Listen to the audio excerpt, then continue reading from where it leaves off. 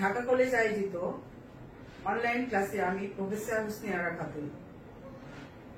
আশা করি তোমরা স্বাস্থ্য বিধান মেনে সুস্থ আছো এবং সুস্থ থাকবে। অনলাইন ক্লাসে স্বল্প সময়ে স্বল্প পরিসরে ক্লাস দিয়ে তোমরা যাতে উপকৃত হও এই প্রত্যাশা রেখে আমি ক্লাস শুরু করছি। আশা রাখি তোমরা কিছুটা হলেও উপকৃত হবে। আমি তোমাদের third year honours plant physiology and plant nutrition পড়াই। প্লান্ট ফিজিওলজি এবং নিউট্রিশনের থার্ড ইয়ার অনার্স ক্লাস কলেজে ক্লাস চলাকালীন সময়ে কয়েকটা ক্লাস হয়েছে। তার মধ্যে আমি কয়েকটা ক্লাস নিতে পেরেছি। তারপরে প্রথম দিকে যে প্লান্ট ফিজিওলজি কি, কাকে বলে, তারপরে ওর অন্তর্ভুক্ত যে জিনিসগুলো, যেমন ধরো দ্রবণ কাকে বলে, কলয়েড কি, অবিস্রবণ কাকে বলে, ব্যাপন কাকে বলে, ইম্বাইবিশন কাকে বলে, রসস্ফীতি চাপ, তারপর ধরো অবিস্রবণের ক্ষেত্রে প্লাজমোলাইসিস, বহি অবিস্রবণ, অন্ত অবিস্রবণ, এই সমস্ত টপিকস গুলো নিয়ে আলোচনা করেছি। তাছাড়া পানি রিলেটেড পানি অ্যাবজর্পশন করিয়েছি তোমাদের। পানি অ্যাবজর্পশন করতে যে তোমাদের পানি কাকে বলে, পানির বৈশিষ্ট্য, পানির ভূমিকা, উদ্ভিদের সঙ্গে পানির সম্পর্ক, উদ্ভিদ পানি কিভাবে গ্রহণ করে সেই সম্পর্কে বলা, তারপর কোন পানি অধিক পরিমাণে গ্রহণ করে, প্রাণীর প্রকারভেদ, এই সমস্ত নিয়ে তোমাদের সঙ্গে কথা বলেছি। এবং পানি অ্যাবজর্পশন বা পানি পরিশোষণ কিভাবে করে, উদ্ভিদ আত্মস্থ কিভাবে করে, কোষগুলো আত্মস্থ কিভাবে করে সেই সম্পর্কে আলোচনা করেছি। কোষ থেকে কোষান্তর, স্থানান্তর বা পানি ট্রান্সলোকেশন বা পানি পরিবহন, এগুলো ডিটেলস আলোচনা করেছি। এই দিকগুলো এই দুটো চ্যাপ্টারে আমরা আজকে এছাড়া তোমাদের সঙ্গে কথা বলেছিলাম, হয়তো বা তোমাদের মনে আছে কিনা জানি না।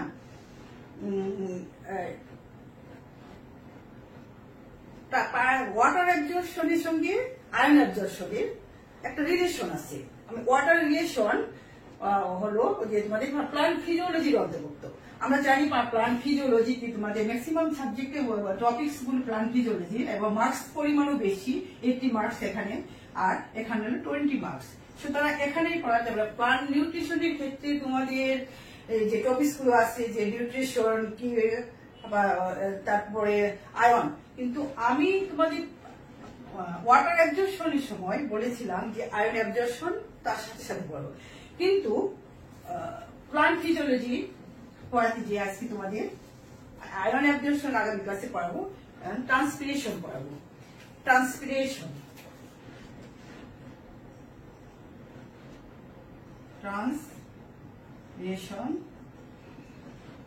বা আমার কথাগুলো তোমরা শুনবে এবং লেখার চেষ্টা করবে। তোমরা আগে জানো যে ফিজিওলজি শুধু মুখস্থ করলে হবে না, ফিজিওলজিকে তোমাদের বুঝতে হবে, না বুঝলে তোমরা কিন্তু লিখতে পারবে না। সুতরাং আগে বলেছি যে অল্প সময়ের ভিতরে যাতে তোমাদের যে জিনিসগুলো তোমাদের ডিফেক্ট, তোমরা বুঝতে অসুবিধা হয়, সেই টপিকস গুলো নিয়ে আমি বেশি আলোচনা করব। একটু খেয়াল করো যে ট্রান্সপিরেশন বা প্রস্বেদন, এটা পানির সঙ্গে রিলেটেড। প্রস্বেদন আমি বলেছিলাম যে আয়ন অ্যাবজর্পশন, তোমাদের মনে যারা ক্লাস করেছে তারা জানো যে আয়ন ওয়াটার অ্যাবজর্পশনের পর আয়ন অ্যাবজর্পশন পড়াবো। কিন্তু ওয়াটারের সঙ্গে ট্রান্সপিরেশন রিলেটেড, কারণ ট্রান্সপিরেশন তোমার 3 নম্বর ট্রান্সপিরেশন আছে সিলেবাসে। ট্রান্সপিরেশন কি? উদ্ভিদ যে প্রক্রিয়া পানি বাষ্পাকারে বের করে দেয়। তার মানে আমি কি বলেছিলাম যে পানি পরিশোষণ, উদ্ভিদ মাটিস্থ পানি পরিশোষণ, কোন পানি? কৈশিক পানি। মাটিস্থ পানি শোষণ করে কি করে, পাতা দূরত্ব কত, ট্রান্সলোকেশনের বাইরে উপরে উঠায়, উপরে যে আসে সেই পানিকে কিভাবে বাষ্পাকারে নিয়ে যায়, বাষ্পাকারে বেরিয়ে যায়। অনেকগুলো বইতে আছে যে বাষ্পাকারে অতিরিক্ত উদ্ভিদ যে পানি গ্রহণ করে তার অতিরিক্ত পানি বাষ্পাকারে বেরিয়ে যায়। উদ্ভিদ যে পানি গ্রহণ করে পাকিস্ত পানি গ্রহণ করে তার 90% বেরিয়ে যায়, 1% তার ফিজিওলজিক্যাল রিঅ্যাকশনে, বিভিন্ন ফিজিওলজিক্যাল রিঅ্যাকশনে তার কাজে লাগে। এই কথাটা তোমাদের মনে রাখতে হবে। তাহলে আমরা ট্রান্সলেশন করতে যে কি কি উপায়ে উদ্ভিদ পানি বাষ্পাকারে বের করে দেয়। পানি পাতার পাবে এক নাম্বার হলো স্টোমাটাল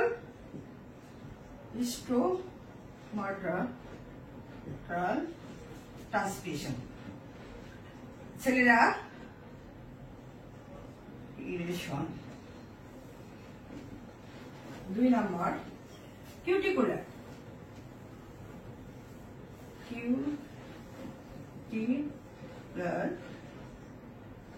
ট্রান্সপিরেশন। লেন্টিকুলার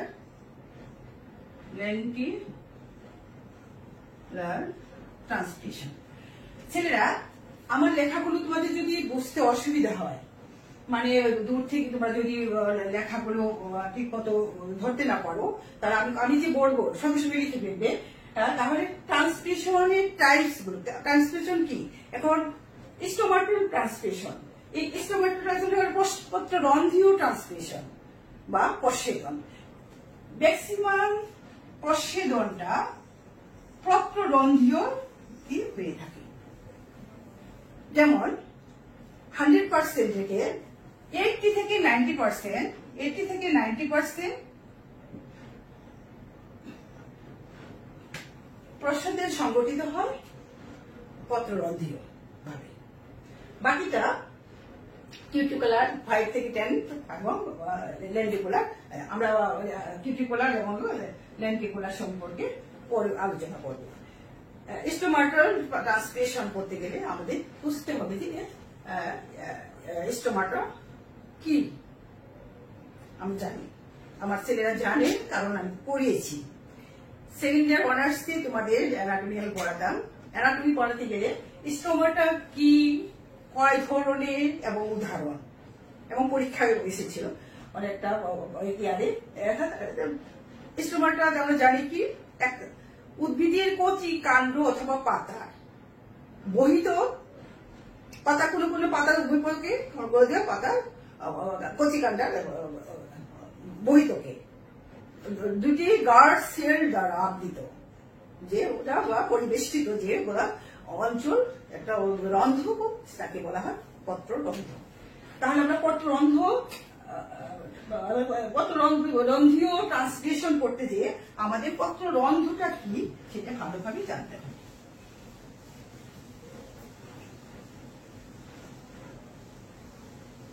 কারণ পত্ররন্ধ্র কাকে বলে জানো?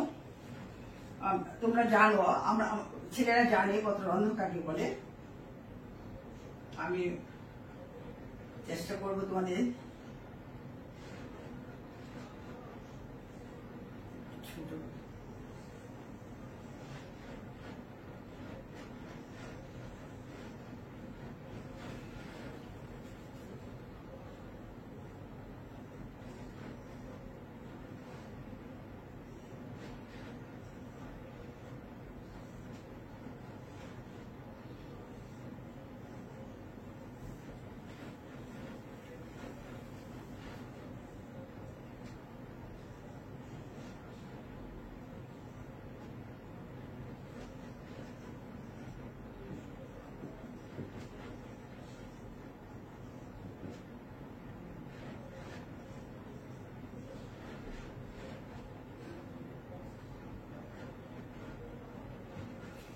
এটা একটা পত্ররন্ধ্র, অপেন পত্ররন্ধ্র। এটা হলো গার্ড সেল, আর এটা হলো স্টোমাটা।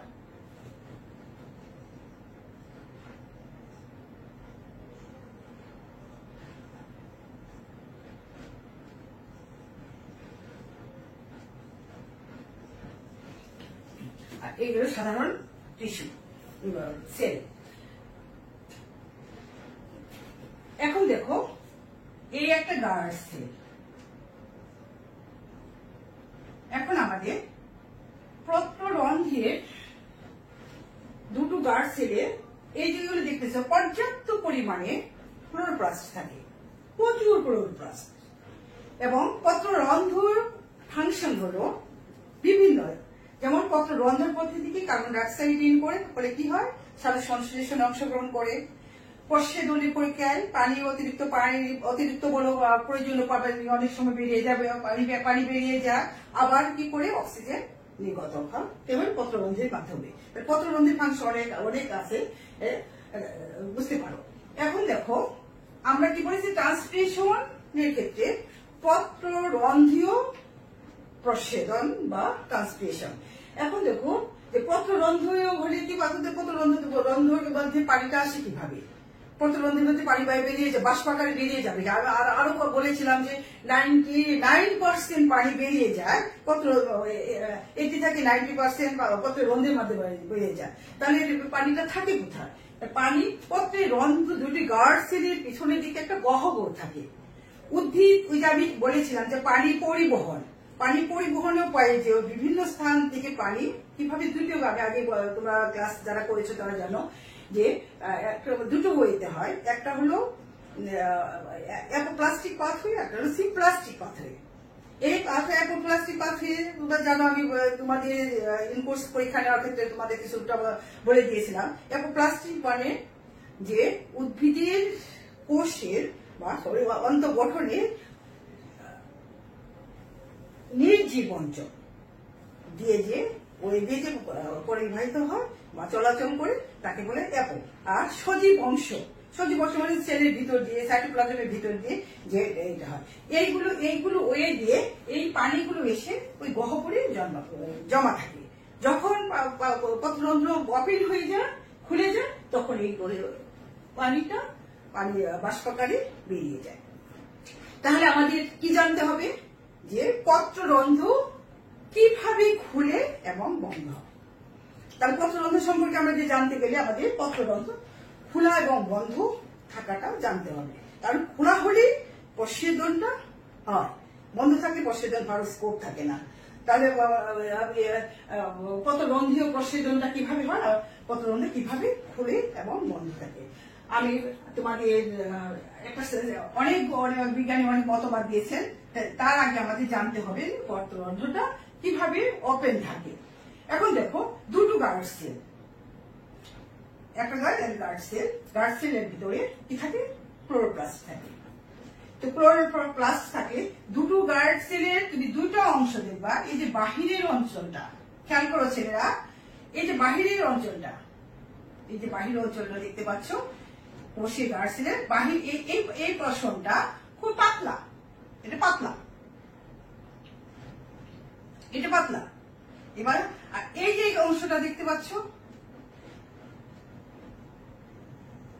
এই অংশটা, এই ভিতরের অংশটা, ভিতরের পার্টের পোরশনের যে এটা হলো খুবই মোটা। তাহলে বাহিরে যে কোষ প্রাচীর, এটা কি ইলাস্টিসিটি কি, যত টান হয় তত লম্বা হতে পারে। যেমন ধরো তোমার ইরেজার যেটা দিয়ে তুমি মোছামুছি করো, পেন্সিলের দাগ, সেই পেন্সিলের দাগ মোছাতে ওটা কি তুমি টানলে লম্বা হবে?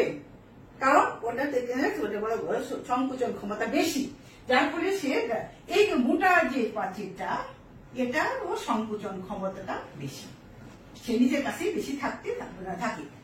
তেমনি যখন তোমার এইটা সহজেই, যেমন ইরেজার দিয়ে আমরা মাথা বেল্ট বাঁধি, এটাকে যদি টানো দেখবে যে অনেক লম্বা হয়, কিন্তু কারণটা হলো এটা হলো পাতলা। আমার কথাটা যদি বুঝতে পারো তাহলে আমরা গার্ড সেলের স্ট্রাকচার দেখি কি বুঝতে পারলাম যে গার্ড সেলের পর্যাপ্ত পরিমাণে ক্লোরোপ্লাস্ট থাকে, একটা নিউক্লিয়াস থাকে পর্যাপ্ত, এবং কোষ পাচিরের বাহিরের দিকের অংশটা পাতলা থাকে, ভিতরের দিকে অংশটা মোটা থাকে। ফলে কি হয়, এর ইলাস্টিসিটি বেশি কম। এখন দেখো পত্ররন্ধ্র সালোক সংশ্লেষণ প্রক্রিয়া, যখন খাদ্য প্রস্তুত হয়, দিনের বেলা আলো থাকে, আলোতে সূর্যালোক পড়ায়, ক্লোরোপ্লাস্ট কি করে খাদ্য প্রস্তুত করে। খাদ্য কি প্রস্তুত করে তোমরা জানো? কি খাদ্য প্রস্তুত করে? গ্লুকোজ। সালোক সংশ্লেষণ প্রক্রিয়া সূর্যালোকের সাহায্যে কি সবুজ উদ্ভিদ শর্করা জাতীয় মানে শর্করা মানে বড় সেটাই গ্লুকোজ তৈরি করে। সেই গ্লুকোজ কি করে, গ্লুকোজ এখানে এসে কি করে, গ্লুকোজ হলো তৈরি হয় কি ফ্রুক্টোজ। গ্লুকোজ কি আইসোমারেজ, আমি তোমাদের ক্লাসে বলেছিলাম আইসোমারেজ এনজাইম। আইসোমারেজ এনজাইম মানে কনভার্ট। আমরা জানি গ্লুকোজ গ্লুকোজ C6H12O6 তাই না। আবার ফ্রুক্টোজ এটা কি, ফ্রুক্টোজ এটা কি সাধারণ সংকেত, এটা এখন রাসায়নিক সংকেত, এটা গাঠনিক সংকেত না। রাসায়নিক সংকেত গ্লুকোজ এবং ফ্রুক্টোজের কিন্তু একই, ক্লাসে তোমাদের বলেছিলাম, কিন্তু তার গাঠনিক সংকেত ভিন্ন। এটা হলো অ্যালডোজ সুগার, ওটা হলো কিটোজ সুগার। এখন এই দুটো পরস্পর সালোক সংশ্লেষণ প্রক্রিয়ায় খাদ্য প্রস্তুত হচ্ছে, খাদ্য প্রস্তুত হচ্ছে, সেটা আবার আইসোমারেজ বিক্রিয়া করে ফ্রুক্টোজে কনভার্ট হচ্ছে, ফ্রুক্টোজ এবং গ্লুকোজ যুক্ত হয়ে কি সুক্রোজ তৈরি করছে। এইভাবে কি করতেছে, তাহলে কি গ্লুকোজ কি হয় পানিতে দ্রবীভূত, ফ্রুক্টোজের পানিতে দ্রবীভূত, সুক্রোজে পানিতে। তাহলে কি করবে, যত খাবার তৈরি হবে, সুগার তৈরি হবে, তত কি করবে, গার্ড সেলের কনসেন্ট্রেশন বেড়ে যাবে না, গার্ড সেলের কনসেন্ট্রেশন বেড়ে যাবে। ফলে কি হবে, ভিতর বা বাহির থেকে এই কোষগুলো থেকে পানি, আমরা জানি অভিস্রবণ প্রক্রিয়া সম্পর্কে আমরা জানি, অভিস্রবণ কাকে বলে, কি করবে, ইন করবে। এই যে বাহির থেকে পানি বা অভিস্রবণ চাপ বেড়ে যাওয়াতে ভিতরে ইন করবে পর্যাপ্ত পরিমাণ, যতক্ষণ পর্যন্ত এর কনসেন্ট্রেশনের সমান না হয় ততক্ষণ তাই গার্ড সেলের আমি আগে বলেছিলাম, গার্ড সেলের দুটো পর্দা, একটা এসে বাহিরটা কি করবে, পানি ধারণ করতে করতে সে ফুলতেই থাকবে। আর কি করবে, এই ভিতরের অংশটা ছেলেরা বুঝতে পারছে কিনা জানি না, এইটা কি করবে, তারা আটকে রাখবে। ফলে কি করবে, একদিকে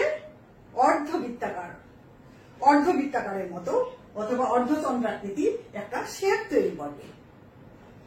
এই পাশে গার্ড সেল অর্ধচন্দ্রাকৃতি শেপ তৈরি করবে, এই পাশে একটা অর্ধচন্দ্রাকৃতি শেপ তৈরি করবে। ফলে কি হবে, এই গার্ড সেলটা কি খুলে যাওয়ার পরে মাঝখানে একটা ছিদ্র পথ তৈরি করবে।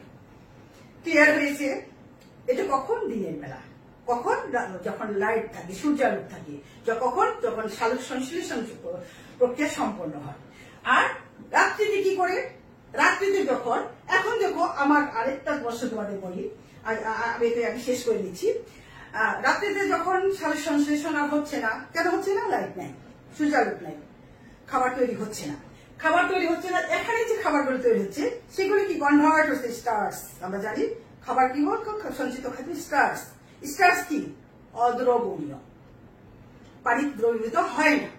তো পানিতে যখন দ্রবীভূত হয় না যে জিনিসটা, তাহলে পানির সঙ্গে আগে দ্রবীভূত হয়ে যেতে আইসোলেট হয়ে যাবে পানি এবং স্টার্চ, তাহলে কি আলাদা হয়ে যাবে, পানি আলাদা হয়ে পানি ছেড়ে দিলে তাহলে সলিড পানি কি করবে, তখন কি হবে, পানি সেল থেকে, গার্ড সেল থেকে পার্শ্ববর্তী সেলে চলে আসবে। ফলে কি হবে, যখন বেলুন থেকে যদি ফু দিয়ে বাতাসটি বের করে দাও, বেলুন কি করে, চিপসে যায়, যে পানি বেরিয়ে যায়, চিপসে হয়ে যায়। তাহলে কি করবে, দুই পাশ থেকে যখন গার্ড সেল চিপসে যাবে, গার্ড সেলের পত্ররন্ধ্রটা বন্ধ হয়ে যাবে। ক্লিয়ার হয়েছে? এখন এই জায়গাটা বন্ধ হয়ে যাবে। তাহলে আপনার পত্ররন্ধ্র যে সাধারণ কথা, আসল সূর্যালোক মানে সালোক সংশ্লেষণে খাদ্য প্রস্তুত এবং সে কনভার্ট হওয়া, এর উপর ডিপেন্ড করে পত্ররন্ধ্র দিন এবং রাত্রির পার্থক্যের জন্য। এটি হলো মেনলি, এবং গার্ড সেলের স্ট্রাকচারের জন্য। তোমরা তাহলে কখন এই গার্ড সেল পত্ররন্ধ্রটা, যখন দিনের বেলা সূর্য ওঠার সাথে সাথে এটা ওপেন হতে থাকে, মানে খাদ্য প্রস্তুত হচ্ছে, দ্রবীভূত হচ্ছে, আর গার্ড সেল কি করছে, স্ফীতাকার হচ্ছে। স্ফীতাকার তো বুঝে যাবো, পানি যখন ভিতরে ঢুকে যায়, তোমাদের বলেছিলাম স্ফীতাকার মানে এই যে এখান থেকে পানি যখন প্রবেশ করবে, এখানে পানি প্রবেশ করবে অবিশ্রবণ, এইদিকে যে চাপ দিবে এটা হলো অবিশ্রবণ চাপ, আর এটা হলো এদিকে যখন চাপ দিয়ে সেটা হলো স্ফীত চাপ। তারপরে এটা মানে ভিতর প্রবেশ করার পরে ভিতরের দিকে যে চাপ দেয়। এখন আমি যেটা বলছিলাম যে যখন সূর্যালো করবে, সূর্যের আলো থাকবে বা দিনের বেলা, ওর আস্তে আস্তে কি করবে, গার্ড সেল খুলতে থাকবে। একটু খুললে একটু খুলবে, বেশি খুললে বেশি, এই করতে করতে খুলতে খুলতে খুলতে 10টা থেকে সময় 10টা মানে সকালবেলা 10টা থেকে 11টা পর্যন্ত পুরো পত্ররন্ধ্র ওপেন থাকবে, একদম মানে ফুলে প্রস্ফুটিত থাকবে, পুরাটা খুলে থাকবে। আর এই 11টার পরে কি করবে, যদি আমি আগে বলেছি কি পানি কি বাষ্প আকারে পড়ে যায়, প্রস্ফীদন হয়। যখন সেইটা বাষ্পিত হয় তাহলে প্রস্ফীদনকে দিলে দেখবা গাছের যদি পানি না দেওয়া হয়, পারলে গাছ নিতে নেতিয়ে যায়, গাছে পানি দেয় এখান থেকে এই গাছ যখন পানি বহিঃবিশ্রবণ কিছুটা বহিঃবিশ্রবণ হয়ে যায়, ওই গার্ড সেল রইলে আস্তে করে কি হয়, নেতিয়ে যায়। আবার 3টা থেকে, তাহলে কি হলো, 1টা থেকে 3টা পর্যন্ত পত্ররন্ধ্র আংশিক। সকাল শুরু সূর্য ওঠা থেকে 10টা পর্যন্ত পত্ররন্ধ্র আস্তে আস্তে পরিস্ফুটিত মানে খুলতে থাকে। আর 1টা থেকে 3টা পর্যন্ত কিছুটা কিছুটা পানি বেড়ে যাওয়ার কারণে 3টাতে পত্ররন্ধ্র আংশিকটা বন্ধ হয়ে যায়। আবার 3টা থেকে একদম কি বললাম, 11টা থেকে 1টা পর্যন্ত হলো। এখন 11টা থেকে 1টা পর্যন্ত কি করে, তারপরে 1টা থেকে 3টা পর্যন্ত আবার পুরোটা আগের মতো, ওই 10টা থেকে 11টা পর্যন্ত যেরকম পত্ররন্ধ্র খোলা ছিল ঠিক তেমনই ঠিক 1টা থেকে 3টা পর্যন্ত একইভাবে পত্ররন্ধ্রটা পরিস্ফুটিত থাকবে, মানে খুলে যাবে। তারপরে 3টা থেকে যখন বিকাল হতে থাকে আস্তে আস্তে আস্তে আস্তে আস্তে আস্তে সূর্য অস্ত যারা সূর্য নিচের দিকে ঘুরে যায়, তার আলোটা কমতে থাকে এবং পত্ররন্ধ্র আস্তে আস্তে বন্ধ হতে থাকে এবং রাত্রি করে পত্ররন্ধ্র বন্ধ হয়ে যায়। এই হলো আমাদের পত্ররন্ধ্রের ঘটনা।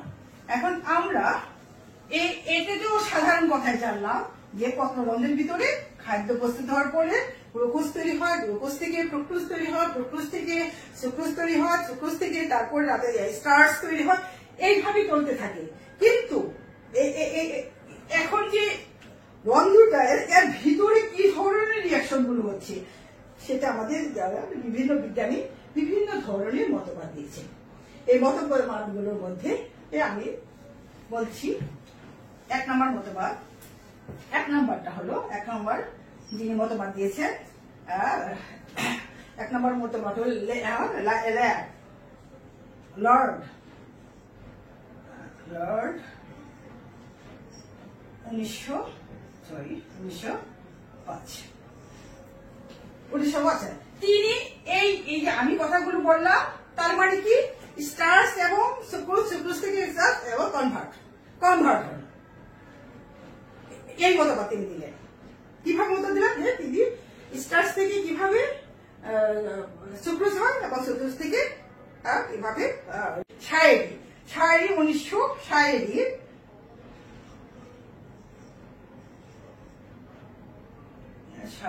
1926 উনি কি বললেন যে পত্ররন্ধ্র বন্ধ এবং খোলা এটা নিয়ন্ত্রণ করে হলো পিএইচ।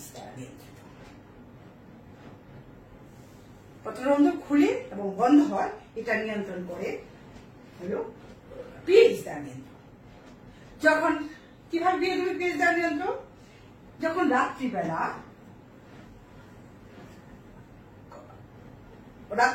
সূর্যালোক থাকে না, সালোক সংশ্লেষণ হয় না, ফলে কি হয়, স্টার্চ থাকে।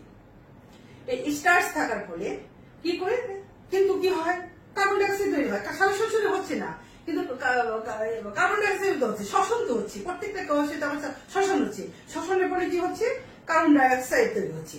শ্বসনের ফলে শ্বসনের ফলে যে কার্বন ডাই অক্সাইড তৈরি হচ্ছে, সেই কার্বন ডাই অক্সাইড কোষের ভিতরে গার্ড সেলের ভিতরে যে রস থাকে তার সঙ্গে বিক্রিয়া করে কার্বনিক অ্যাসিড তৈরি করে। এই কার্বনিক অ্যাসিড তৈরি হওয়ার সাথে সাথে পিএইচ কমে যায়, পিএইচ কমে যায়, আরো নিচে নামতে থাকে, নিচে থেকে আরো নিচে নামতে থাকে। পিএইচ কমে যাওয়ার সাথে সাথে কি করে ফসফোরাইলেজ এনজাইম কি করে সেটাকে ওই যে চিনি দিয়ে কি গ্লুকোজ 1-ফসফেট। তোমরা আমার কথাগুলো আমি বলার সাথে সাথে কিন্তু লিখে ফেলবে আমার বোর্ডের মানে এর জন্য। গ্লুকোজ 1-ফসফেট, 1-ফসফেট গ্লুকোজ 1-ফসফেটে পরিণত হবে। তো গ্লুকোজ 1-ফসফেট কি হয়, সরি গ্লুকোজ 1-ফসফেট কি করে যুক্ত হয়ে কি করে স্টার্চ তৈরি করে। কে করে? Phosphorylase enzyme. পিএইচ যখন কমে যায় তখন কি করে স্টার্চ তৈরি করে। কে সহায়তা করে? Phosphorylase enzyme.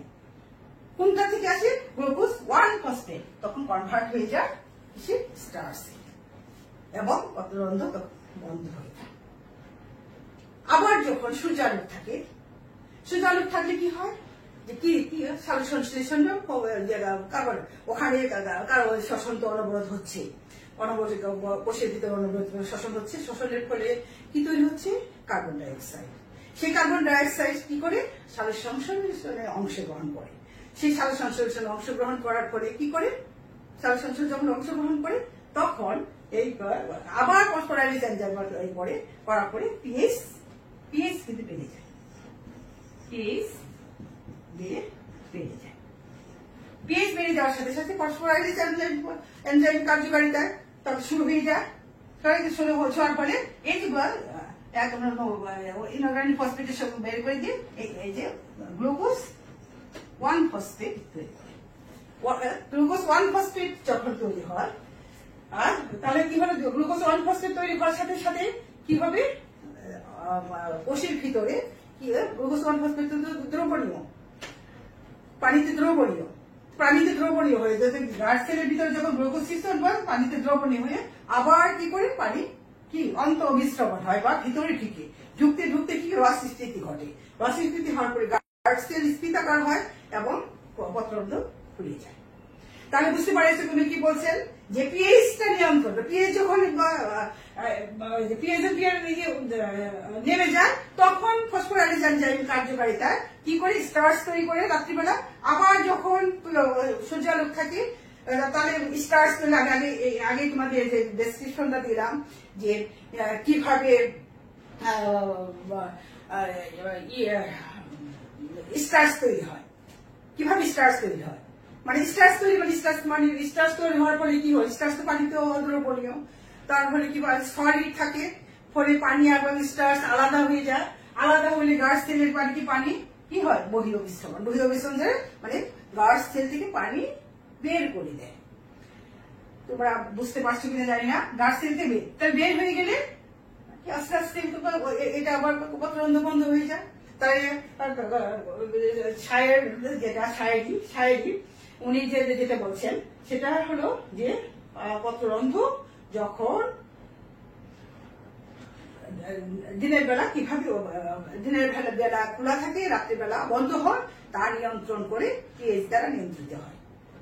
তারপরে আর কি স্টেওয়ার্ড 3 নম্বর হলো একই স্টেওয়ার্ডটা উনি কি করে একই এই যে স্টার্চ থেকে সুগার থেকে স্টার্চ এবং পিএইচ দ্বারা নিয়ন্ত্রণ শায়েরি যে কথা বলছেন একই বলছেন। তিনি বলছেন যে শুধু গ্লুকোজ 1-ফসফেটে থেমে যায় না, গ্লুকোজ 1-ফসফেটে থেমে যায় না।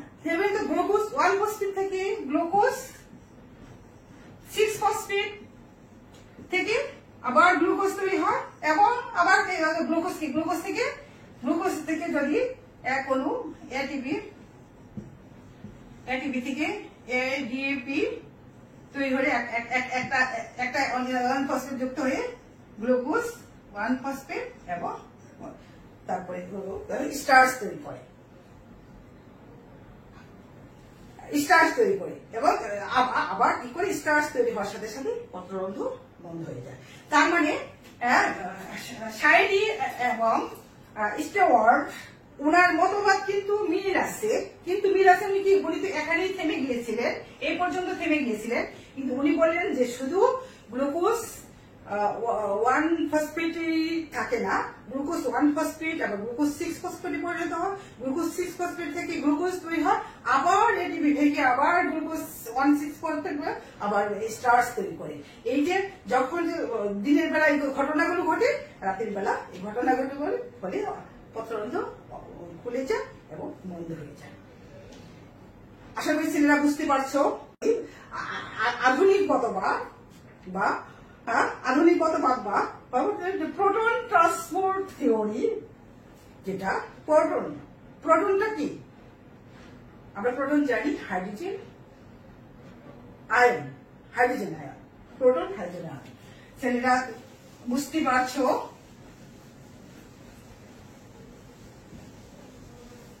আমি চেষ্টা করছি তোমরা আমার কথাগুলো শুনবে এবং লিখবে। আমার লেখাগুলো বুঝতে না পারলেও তোমরা যেন আমার কথাগুলো শুনে লিখতে পারো। আমি টার্মগুলো বলি তখন সঙ্গে সঙ্গে লিখে ফেলবে, তাহলে দেখবে যে বুঝতে পারছো। আমি আশা করব আমার প্রত্যেক ছেলেরাই অনলাইন ক্লাসে অংশগ্রহণ করছে এবং প্ল্যান্ট ফিজিওলজি তারা ভালো করবে। যে জিনিসগুলো তোমাদের গ্যাপ থাকে আমি আশা করব, আমি চেষ্টা করব যে জিনিসগুলো তোমাদের গ্যাপ আছে সেই জিনিসগুলো মেকআপ করে দেওয়ার, সেই জিনিসগুলো যেন তোমরা ধরতে পারো, সেগুলো যেন তোমরা মুখস্থ করবে যে বুঝতে পারবে না, ফিগার দিকে কিন্তু বুঝতে পারবে না, তখন আমার খাতাটা খুলে দেখবে তাহলে বুঝতে পারবে। আর আশা করি ক্লাসে চেয়েও তোমরা এই জিনিসগুলো ধরতে পারছো কিনা পারবে, এই প্রত্যাশাটা আমি রাখতে পারি, তোমরা খেয়াল করো। আচ্ছা, তারপরে আমরা 4 নাম্বার যেটা হলো কি বলো proton transport theory. Proton transport theory হলো আধুনিক মতবাদ। 1974-এ উনি একটা মতবাদ দেন যে পত্ররন্ধ্র খোলা এবং বন্ধ হওয়ার জন্য প্রোটন প্রভাব বিস্তার করে। দিনের বেলা যখন স্টার্স দিনের বেলা যখন খোলা থাকে, দিনের বেলা খোলা হওয়ার সাথে সাথে স্টার্স তো রাতে তৈরি হয়ে আসে, তখন আমি আগে বলেছিলাম যে স্টার্সটা যখন আস্তে কনভার্ট হয়ে গ্লুকোজ 1 ফসফেটে আস্তে আস্তে সে কি করবে পত্ররন্ধ্র খুলতে থাকবে। যখন দিনের বেলা থাকে তখন স্টার্সটা কি করে ম্যালিক অ্যাসিড তৈরি করে, ম্যালেট। এই ম্যালেট সঙ্গে সঙ্গে কি করে ম্যালিক অ্যাসিড থেকে ম্যালেট আয়ন তৈরি করে, ম্যালেট আয়ন এবং প্রোটনে কনভার্ট। ফলে কি হয় এই ম্যালেট প্রোটন প্রবাহ এনজাইমের কার্যকারিতা এটা ফলে ফোর্স করে গার্ড সেল থেকে কি করে বেরিয়ে আসে, গার্ড থেকে বেরিয়ে আসাটাকে নেগেটিভ চার্জ তৈরি হয়। তোমরা জানো যে একটা কোষের ভিতরে ইলেকট্রিসিটিতে নেগেটিভ চার্জ থাকে, দুটো পজিটিভ চার্জ, যতক্ষণ পর্যন্ত দুটো যোগ না লাগে তখন তোমার কি হয়ে যায় চার্জিং থাকে, জাম্পিং থাকে। যখন এই চার্জ থাকে তখন এটা যখন বেরিয়ে যায় কোষ থেকে বেরিয়ে যায়, তাহলে কি নেগেটিভ চার্জের সৃষ্টি হয়। নেগেটিভ চার্জ সেলকে সমতা রক্ষা করার জন্য কি করে বাহির থেকে প্রোটন প্রবেশ করে, ফলে কি করে প্রোটন তৈরি হয় তার ম্যালেট পটাশিয়াম ম্যালেট তৈরি হয়। এরপরে এই পটাশিয়ামের সঙ্গে ম্যালেট যুক্ত হয়ে কি করে পটাশিয়াম ম্যালেট তৈরি করে। পটাশিয়াম ম্যালেট তৈরি করার ফলে কি হয় যে পিএইচ বেড়ে যায়, পিএইচটা বেড়ে যায়। পিএইচ বেড়ে যাওয়ার সঙ্গে সঙ্গে কি হয় যে এখানে স্টার্স আবার গ্লুকোজে পরিণত হয় বা সুগারে পরিণত হয়। সুগারে পরিণত হওয়ার সাথে সাথে কিভাবে সুগারে পরিণত হবে, বাইরে থেকে ইন করবে, পর্যাপ্ত পরিমাণে পানি ইন করবে, ইন করার পরে কি করে গার্ডসেল স্ফীতাকার ধারণ করবে। গার্ডসেল স্ফীতাকার ধারণ করার ফলে গার্ডসেল ফুলে যাবে। আবার যখন রাত্রিবেলা আসে, রাত্রিবেলা হলে পটাশিয়াম এবং প্রোটন এবং পটাশিয়াম পরস্পর বিনিময় হয়, পরস্পর বিনিময় হয়। আবার গার্ডসেলের ভিতরে পটাশিয়াম বিক্রি করে এই যে প্রসেস তার বিপরীত হয়। বিপরীত হওয়ার ফলে এই পটাশিয়াম গার্ডসেল ইন করে, গার্ডসেল বেড়ে যায়, আবার প্রোটন ইন করে, ফলে কি হয় আবার সেই স্টার্চে